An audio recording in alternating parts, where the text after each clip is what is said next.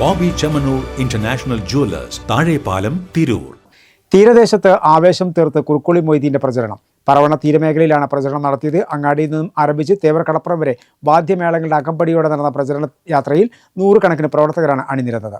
Party പ്രഖ്യാപിച്ച സ്ഥാനാർത്ഥിയാണ് താനെന്നും സ്വയം സ്ഥാനാർത്ഥിയായി വന്നതല്ലെന്നും കുറുക്കുളി മൊയ്തീൻ പറഞ്ഞു.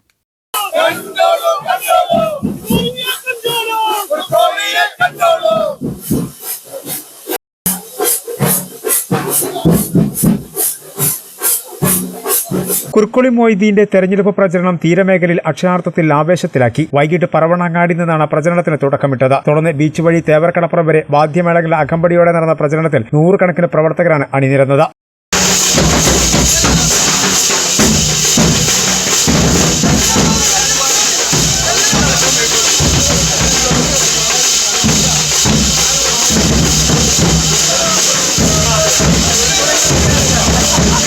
UDFന്റെ ശക്തി വിളിച്ചോതുന്ന തരത്തിലായിരുന്നു പ്രചരണം. ബീച്ചിലെത്തിയവരോട് സ്ഥാനാർത്ഥി നേരിട്ട് വോട്ടഭ്യർത്ഥന നടത്തി. പാർട്ടി പ്രഖ്യാപിച്ച സ്ഥാനാർത്ഥിയാണ് താനെന്നും സ്വയം സ്ഥാനാർത്ഥിയായി വന്നതല്ലെന്നും എതിർ സ്ഥാനാർത്ഥിയല്ല പ്രശ്നം, എതിർ മുന്നണിയാണെന്നും കുറുക്കുളി മൊയ്തീൻ പറഞ്ഞു. ഞാൻ UDFനെ പ്രതിനിധീകരിക്കുന്നു എന്നുള്ളതാണ് ഇവർ പ്രാധാന്യം കൊടുക്കുന്നത്.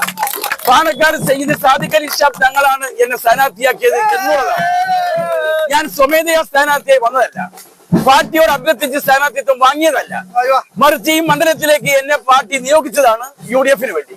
അപ്പൊ UDFന് എതിർ സ്ഥാനാർത്ഥിയല്ല പ്രശ്നം, എതിർ മുന്നണിയാണ്. വെട്ടം ആലിക്കോയ, അഡ്വക്കേറ്റ് K പത്മകുമാർ, വെട്ടം പഞ്ചായത്ത് UDF നേതാക്കളായ NT വാസു, കുന്നത്ത് ഷെഫീഖ്, സൈനുദ്ദീൻ, സിദ്ദീഖ് തുടങ്ങിയ ഒട്ടേറെ നേതാക്കളും അദ്ദേഹത്തോടൊപ്പം ഉണ്ടായിരുന്നു.